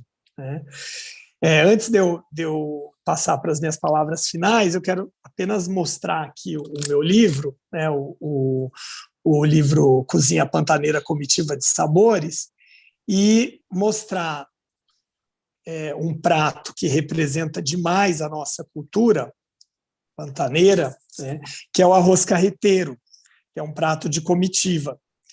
E contar para vocês que tanto o arroz carreteiro, quanto o espetinho e o sobá são 3 pratos que, em 2018, fizeram parte de um concurso em Campo Grande. O sobá é esse aqui, tá, gente? É o Okinawa Soba, é um prato de Okinawa, uma ilha do sul do Japão. E a gente tem esse prato em Campo Grande por conta da imigração de Okinawa, que foi imensa, foi o maior número de imigrantes que saíram de Okinawa foram para Campo Grande, para Mato Grosso do Sul. E por um acaso eu abri aqui no refresco fresco de mandioca da Iracema Sampaio, tá ele aqui, que eu servi lá na embaixada. Mas assim, só para contar para vocês que o espetinho, o arroz carreteiro e o sobá, eles participaram de um concurso na cidade de Campo Grande, né? O concurso foi em 2017, mas em 2018 saiu o resultado, em janeiro de 2018. E o concurso ele foi feito para mostrar, para chegar a qual era o prato principal de Campo Grande, qual é a comida típica da nossa cidade. E ganhou o sobá, uma votação popular. E é algo que, para outras cidades, para outras pessoas, né, de outras localidades, pode soar como algo muito estranho, né? Como é que um prato desse, que não é brasileiro, não é original de Mato Grosso do Sul, acaba virando o prato símbolo da cidade. Mas é justamente porque ele tem essa representatividade dos povos de Okinawa que foram morar em Campo Grande e que trabalham com hortifruti há muitos anos e que mantiveram a tradição de consumir o sobá. O campograndense ele vai à feira, a feira geralmente ela acontece à noite, para comprar hortaliças e aí comer espetinho com mandioca. A gente coloca o shoyu na mandioca, também influência japonesa. E esse campograndense, lá no começo do século passado, meados do século passado, ele passa a ver que o japonês que estava lá servindo o espetinho, ele comia um ensopado com macarrão e carne de porco. E aí ele fica curioso com aquilo. E ele começa a comer também o campograndense, né? E acontece que esse prato hoje ele é o prato símbolo da cidade de Campo Grande. Então, essa fusão, né, de culturas que forma as gastronomias locais, é algo que ultrapassa qualquer fronteira, que dá a cara da comida de rua, da gastronomia, e do que a gente busca em termos de, não só novidades, mas de identidade do que é a cozinha. Só para finalizar, e é muito importante, antes da gente abrir para perguntas e tudo mais,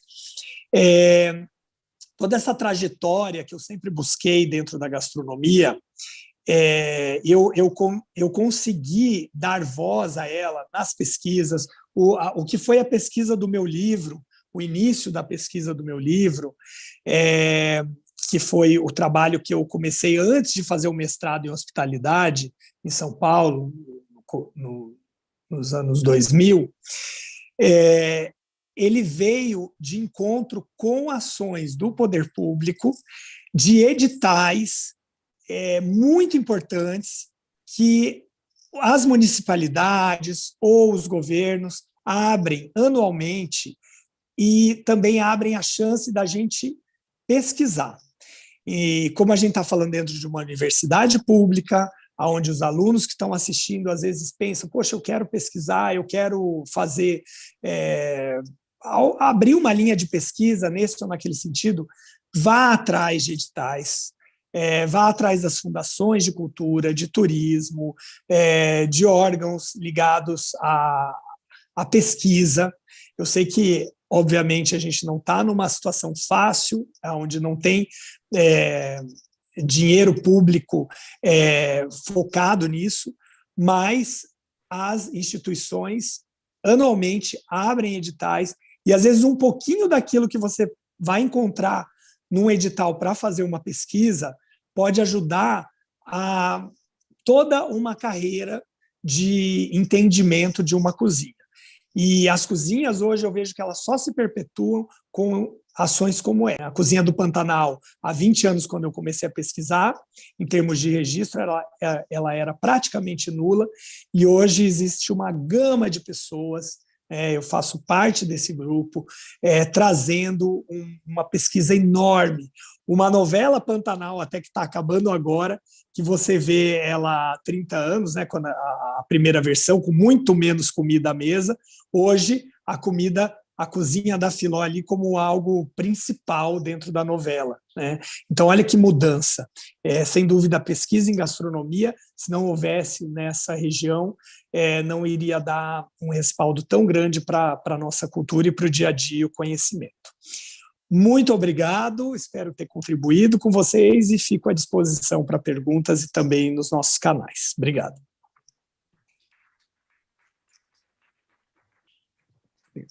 Obrigada, Paulo. É isso, né? Esse investimento, né, de transformar o que para algumas regiões faz parte do cotidiano, né, e que é o dia a dia de uns, e o que para outro é o diferente, é o exótico. Você usou palavras, né? Exótico, diferente. Isso é muito, muito enriquecedor para a gente que tem um país tão grande com tanta diversidade. Tem várias perguntas. A gente vai ter tempo para tantas perguntas? A gente podia ficar a tarde inteira, né? Mas a gente tem outra mesa e tal, então a gente tem que administrar isso. Bom, Bruna já trouxe aqui tudo arrumadinho. Obrigada, Bruna. Vou passar, então, a primeira pergunta para o Edu. Você acha que a marmita aproxima o trabalhador da sua cultura? Por exemplo, muitas marmitas vêm com comida nordestina e nas quentinhas... seja algo mais genérico. Acho que com certeza, né? Acho que a marmita vem reproduzindo uma cultura e a quentinha ele vem recebendo uma outra cultura, né? Então acho muito, muito importante essa cultura da marmita se perpetuar. E uma cultura também, acho que familiar ali, né? Que vai se reproduzindo, né, de uma comida familiar que vem com a comida do operário. É imposição, né? É o que vem de fora para você, faz parte da questão da ruptura que Priscila colocou, né?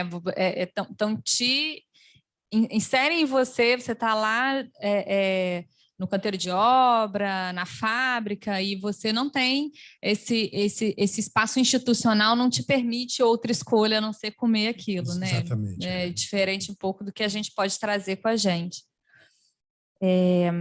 Bom, outra pergunta é para a Priscila. Priscila, você considera que essa saudade da alimentação acontece fora do conceito de guerra e talvez com outros alimentos?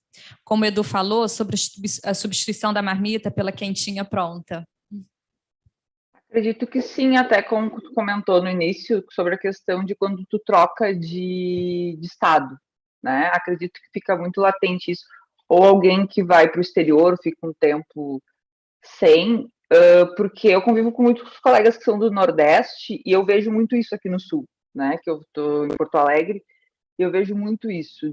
Não é a mesma coisa de lá, então eu acho que tem muitos sabores que são próprios de cada região e acho que isso também acontece com nós que somos gaúchos, né? Eu vivi uma vez um episódio que eu fui a Curitiba e me ofereceram churrasco. E o churrasco não era o churrasco que eu estou acostumada. Então, eu acho que tem esse processo, sim, da saudade do modo de fazer, do preparo, do sabor, porque, na verdade, foi isso que eles viveram, né? O feijão tinha, mas o feijão não era o feijão que tinha o sabor brasileiro, que vai entrar na questão que o Dória fala sobre o feijão salgado, né? Até o Paulo falou do feijão gordo, né? Não era esse tipo de feijão. Né? Existe, então, esse tipo, acredito que essa saudade também está muito vinculada a questões de preparo e de tempero também, principalmente. Beleza. Vou passar para a próxima pergunta. Estou acelerando só um pouquinho, gente, por conta do tempo. É para a Rafaela. Quando pensamos em gastronomia de rua, não pensamos muito na influência indígena, como você falou, né? Principalmente por relacionar a gastronomia de rua com centros urbanos e os povos indígenas mais afastados desses centros. Você pode falar um pouquinho mais dessa influência? Olha, eu falo de um lugar bem particular, que é da história, né? Então, eu fiquei muito impressionada quando eu estava trabalhando minha pesquisa documental em achar indícios, né, nas fontes da Câmara Municipal, que é onde eu comecei minha pesquisa, no século XVII, de indígenas quitandeiros. Foi o primeiro indício que eu tive, né, nas fontes documentais sobre isso, né? E eu fiquei bem curiosa em relação a essa questão, sobre essa presença, porque a gente quase não vê isso nos documentos, né? No caso, para São Paulo, né? Então, a gente vai pegando um pouco, fazendo uma história meio que, como a gente chama, né, contrapelo, né? Trabalhando um pouco esses silenciamentos, mas assim, dentro desse contexto da comida de rua de São Paulo, o que a gente pode pensar sobre essa presença indígena de todos os preparos que a gente consegue levantar na documentação, isso mais para o século XVIII e XIX, que isso já tem um boom, assim, em termos documentais, são produtos indígenas, né? Então, a gente vê os preparados culinários, embora a gente possa aprender técnicas de fora, mesmo portuguesas, para o caso do pastel ou das empadinhas, que a gente vê referência, a gente vê a matéria-prima principal como a indígena, né? E todos esses produtos de caça e coleta que eu mencionei também. Então, a gente vê o consumo das içás nas ruas, e dentro dos documentos históricos, principalmente esses documentos da Câmara Municipal, que é uma documentação que normatiza, né? Eu acho, pegando isso que o Paulo levantou sobre a importância da pesquisa, para quem trabalha história da alimentação, a gente tem um problema que são os silenciamentos em relação às práticas das classes populares, né? E, no caso, a gente tem não só os indígenas, né, como na nossa história colonial, os africanos escravizados. Então, a gente tem um silenciamento em relação a isso. Então, são poucos os documentos que a gente encontra diretamente a referência de como esses grupos conseguiam produzir seus alimentos e como que era o gosto, a questão, né, dos preparos, da técnica. Mas se a gente trabalhar essa documentação oficial, que é onde a gente tem os maiores indícios que foram preservados, né, até os dias de hoje, a gente consegue pegar um pouco essa história contrapelo, como eu disse, né, que o Walter Benjamin trabalha. Em relação às indígenas, o que é interessante a gente ver dentro dessa documentação normativa, A proibição, por exemplo, da produção de alimentos da comida de rua feito diretamente na rua através dos braseiros e das pedras. Então, a gente vê que principalmente essas mulheres que eram as protagonistas, né, dessa comida preparada na rua, elas herdaram essas formas de cocção, por exemplo, indígenas. Então, a gente vê uma normatização de que não podia produzir a comida nessas pedras, que elas deixavam sujeira nas ruas, que o preparo das carnes de caça também deveriam ser proibidas. Então, a gente consegue chegar nessas práticas através desse controle colonial. Então, é um desafio muito grande, mas espero que eu tenha respondido um pouco essa pergunta, mas contextualizando um pouco de como a gente pode, historicamente, ler essas influências nos documentos que são muito lacônicos em relação a isso. Então, a gente tem que pegar pelas frestas, assim. Obrigada, Rafaela. Pelas frestas e por relatos, né? Então, a gente trabalha muito a oralidade também, por outras fontes, que a gente consegue fazer algumas associações. Bom, e a última pergunta é para o Paulo. No seu menu degustação, você utilizou técnicas de insumo e técnicas e insumos da gastronomia popular brasileira para ser apreciado em outro país. Você enxerga o espaço para essas técnicas e insumos brasileiros serem apreciados no contexto mundial? E uma outra pergunta é onde encontrar seu livro. Legal. Bom, começar pela última, então, o meu livro você encontra na internet, à venda, né? Só digitar no Google, Cozinha Pantaneira Comitiva de Sabores, o primeiro link que vai aparecer é o da Editora Bay, mas fica a dica para buscar em outros links. Existem promoções de outras companhias aí de venda, né, outras livrarias online, e inclusive a USP também, na Semana do Livro da USP, que eu acho até que está próxima, eles fazem uma promoção com venda com 50% de desconto, não só no meu livro, né, mas vários, mas fica a dica aí para procurar nessa época também, que daí tem um desconto.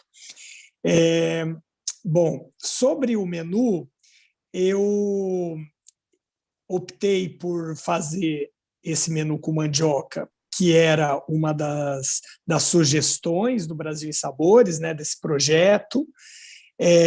Foi designado a mim falar da cozinha Centro-Oeste, né? Nesse ano a gente tem 5 regiões do Brasil sendo representadas nas residências oficiais, cada uma em um continente.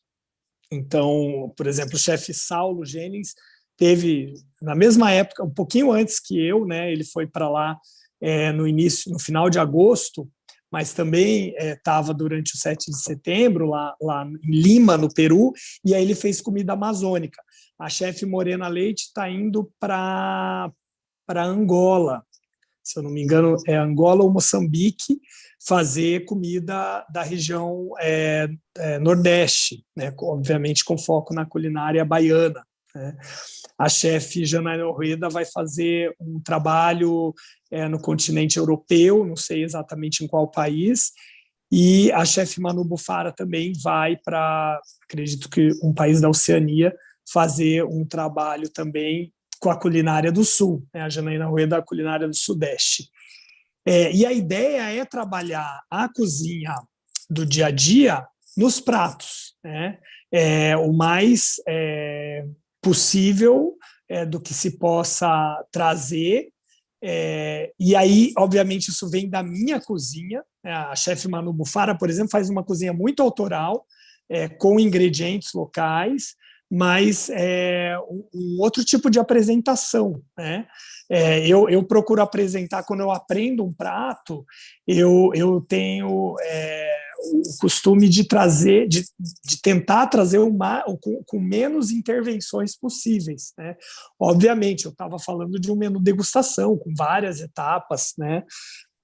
A gente serve em porções muito mais reduzidas, com algumas maneiras de apresentar, com algumas técnicas mais contemporâneas, mas sem perder a essência dessa cozinha, né?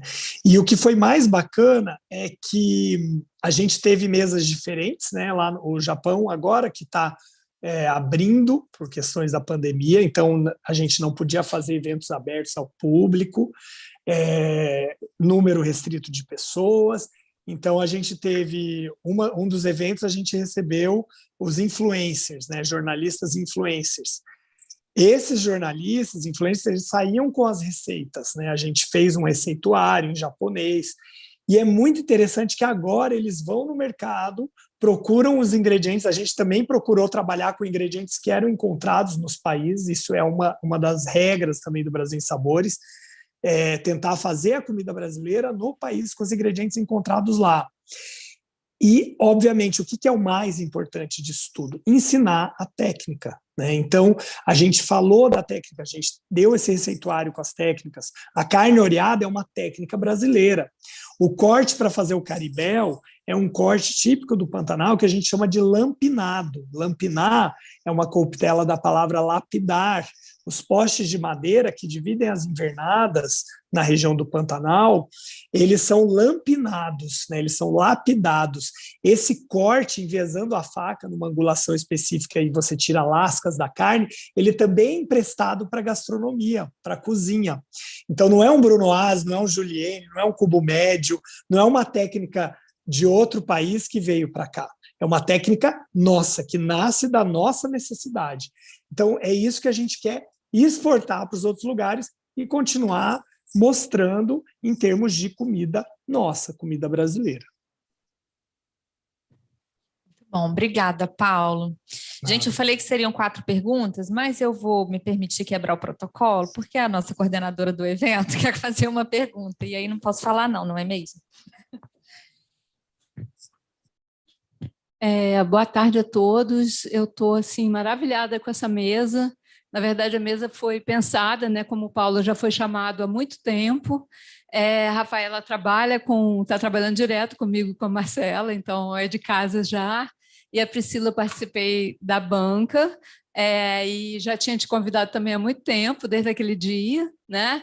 E o Edu, só para ele ter uma noção, eu sou assim tão apaixonada pelo trabalho dele que você está no símbolo do nosso grupo, ou seja, o seu trabalho das marmitas é o símbolo do nosso grupo. Então, eu queria aproveitar só fazer uma pergunta para todo mundo responder muito rápido. Infelizmente, gostaria de ficar com vocês a tarde toda, sobre o arroz. Na verdade, a gente vê nas marmitas que você mostrou, né, meio que a base da marmita como sendo o arroz. A gente vê também no trabalho da Priscila, né, se fala sobre o feijão e o arroz.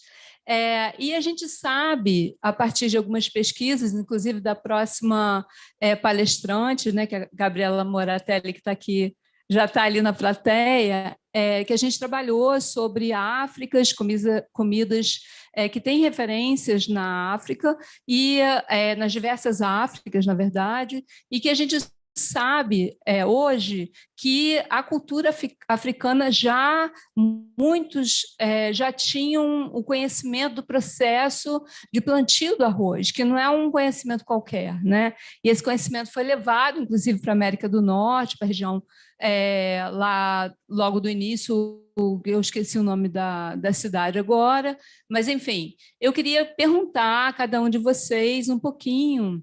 E aí, ao Paulo também, que ainda por cima está falando sobre influência japonesa, né, no Mato Grosso, um pouquinho só sobre o arroz, né? Então, eu vou pedir para a Rafaela, talvez para a Rafaela começar, se ela viu alguma documentação acerca do arroz, porque eu acho que o arroz, nesse sentido, foi um alimento ressignificado, talvez, mas nem sei, porque se havia arroz já nas regiões africanas, então não sei se foi ressignificado, né? Como assim, o que você está chamando de ressignificação do alimento, né? Que saiu daqui, que foi lá e voltou. Então, assim, é um alimento que já estava lá. Não sei se você viu alguma coisa a respeito disso, se a Priscila também pode falar alguma coisa, mas tudo muito rápido. O Paulo também, por favor, muito rápido. E aí o Edu também, porque ele fez a pesquisa, né, das marmitas, e é uma paixão esse trabalho, o seu trabalho. Obrigada. Miriam, a gente vê indícios de plantação de arroz, por exemplo, nos arredores da cidade de São Paulo, no final do 18, mas praticamente nenhum indício dele sendo consumido nas ruas, assim, né, nos preparados culinários ali, que inclusive tinha essa característica um pouco de petisco, né, desse preparado que dava para comer sem o uso de nenhum utensílio, né? Então, acho que tem um pouco dessa característica em si. Mas como a gente tem a produção em volta ali da cidade, a gente infere que a gente tinha esse consumo doméstico, né, do arroz, mas não na comida de rua.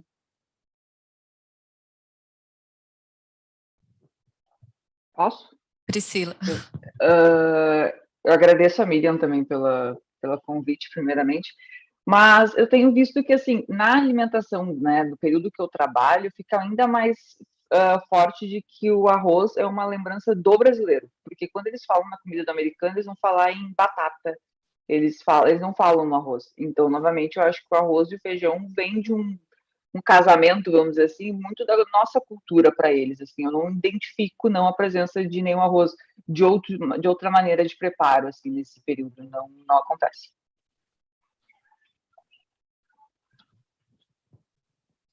Paulo? Opa, abriu o microfone aqui. Bom, a base, né, da nossa comida de comitiva do meu livro é o arroz, sem dúvida, né? O arroz com feijão, enfim, mas é muito interessante, você mencionou também o Japão, que lá também né? Só que de uma forma diferente, né? O arroz glutinoso, o jeito que eles comem, né? O nosso é o arroz soltinho, é um outro arroz, né? Na Ásia toda, se você pensar na região do Sudeste Asiático também, aí tem lá o arroz jasmim, na Índia o basmati, né? Na China, Nihao, que é a saudação que foi consolidada até para uma forma de saudação de um país que tem várias culturas e várias línguas. Na época dessa consolidação da língua do mandarim, o Nihao, o significado é você comeu arroz hoje, né? Algo nesse sentido. Então, ele permeia muito nessas culturas asiáticas e aqui na América Latina e na América do Sul também, né? Em Cuba, né?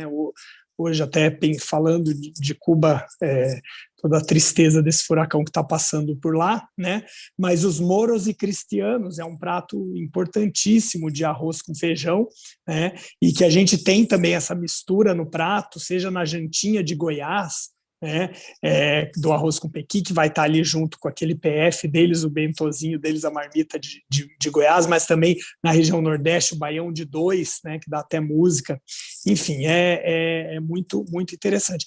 Aí, só fazendo um contraponto, no Japão eles comem o arroz doce de uma outra forma, não como a gente, mas é um mochi, que é aquele papel de arroz, mais ou menos, aquela massa de arroz que envolve uvas, envolve as sobremesas, que ele é bem menos doce que o nosso arroz doce, né?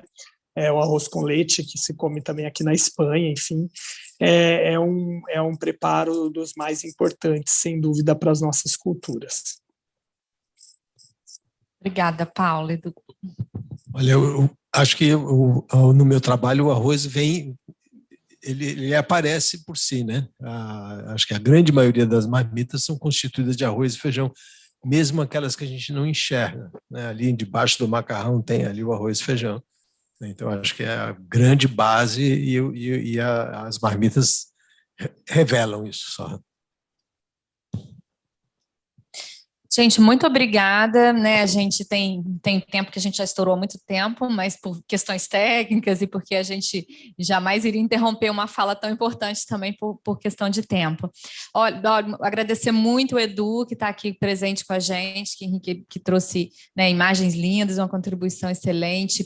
Priscila também trouxe ótimas reflexões. Rafaela, companheira, parceira aí do Gastronomia, Cultura e Memória. Paula, até que enfim, esteve com a gente. Professora Mara, até tá? aproveitar, só fazer um convite agora em outubro para o evento Tiradentes Cultural, que vai acontecer com comida de comitiva lá na Praça Tiradentes, no CRAB, que é um lugar maravilhoso. Quem está aí no Rio de Janeiro tem que conhecer, de artesanato. E o professor Moacir Sobral, que vai encabeçar a nossa comitiva lá. Vai ser muito bonito e vai ser uma chance de conhecer um pouco essa comida de comitiva. Não vai ter o arroz carreteiro, mas vai ter uma variação dele, que é o macarrão de comitiva. Então, é uma dica aí para outubro. Depois, quando a gente tiver a data certinho, eu vou divulgar nas minhas redes também, lá no Instagram, no @chefe Paulo Machado. Mas fica essa dica aí de evento no Rio. Obrigado. Muito obrigado. Passa que a gente compartilha. Obrigada, pessoal. E aproveitando, falando do professor Moacir, eu que tive aqui nessa missão quase impossível de substituir o Moacir, porque, né, é difícil substituir o Moacir, mas agradeço a professora Miriam, a coordenadora, a professora Marcela, que fez o convite, e a todos os presentes. A gente vai fazer um intervalinho de 10 minutos, tem um cafezinho lá fora. O cafezinho nosso do dia a dia, né? A gente está falando de comida do dia a dia, o cafezinho faz parte do nosso dia a dia de trabalho, comecei a estabelecer aí as forças, e em 10 minutinhos a gente retoma com a mesa 3, tá bom? Obrigada quem assistiu, e obrigada quem está aqui também.